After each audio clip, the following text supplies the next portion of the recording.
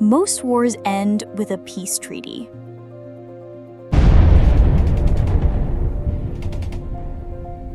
North and South Korea? Not so much.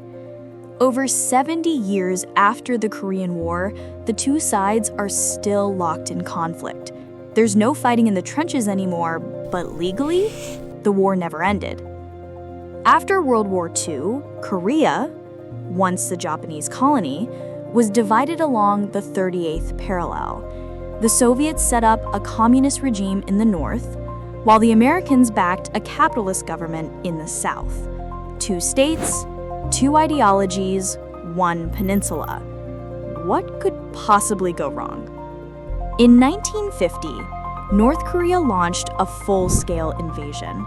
South Korea was almost wiped off the map until UN and US forces pushed the North back.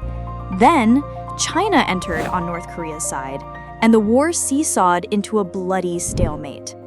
3 years later, millions were dead, cities were flattened, and both sides were exhausted. In 1953, they signed an agreement at Panmunjom. But here's the catch. It wasn't a peace treaty. It was an armistice, a ceasefire, a giant pause button. So the shooting stopped, but the war, technically, never finished. To enforce the truce, they built the DMZ, the Demilitarized Zone.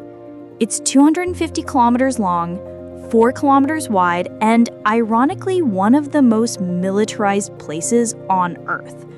Armed guards, minefields, barbed wire, all to prevent anyone from crossing.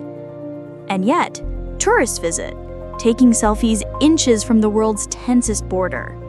The strangest part?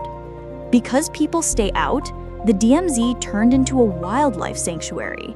Cranes, bears, and even leopards roam freely in a strip of land designed for war. It's the deadliest national park on the planet. But here's the real question. Why not just sign a peace treaty and move on?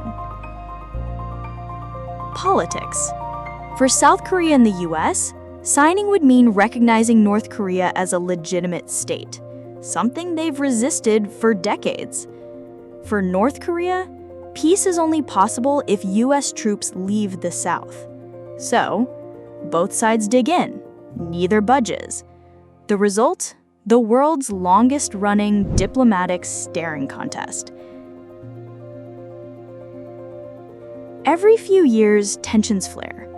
Artillery shells across the border, naval clashes at sea,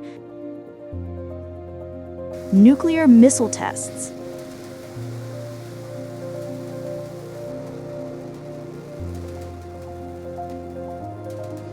And then, suddenly, moments of hope.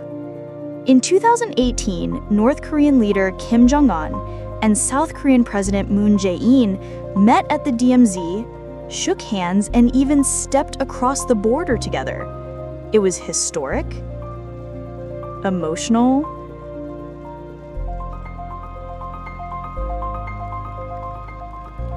and then pretty much nothing changed.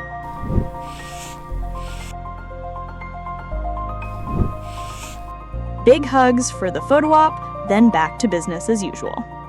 So, today, more than 70 decades later, the Korean War is still unfinished business. 2 countries, 1 peninsula, 0 peace treaty.